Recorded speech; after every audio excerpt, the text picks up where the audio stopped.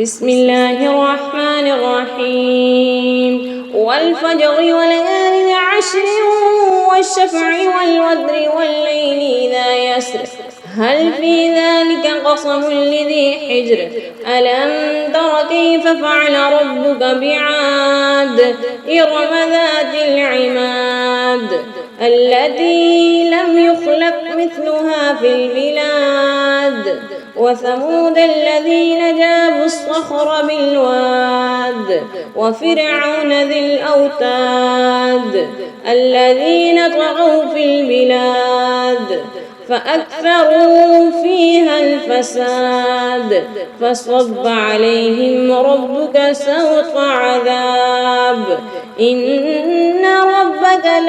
لبالمرصاد فأما الإنسان إذا ما ابتلاه ربه فأكرمه ونعمه فيقول ربي أكرمن وأما إذا ما ابتلاه فقدر عليه رزقه فيقول ربي أهانن كلا بل لا تكرمون اليتيم ولا تحاضون على طعام المسكين وتأكلون التراث أكلا لما وتحبون المال حبا جما كلا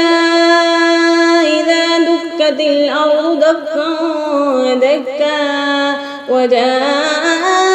ربك والملك صفا صفا وجيء يومئذ يومئذ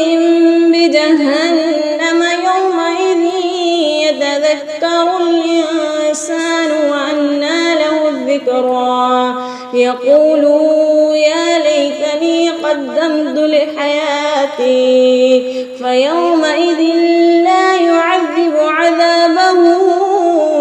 أحد ولا يوثق وثاقه أحد يا أيتها النفس المطمئنة ارجعي إلى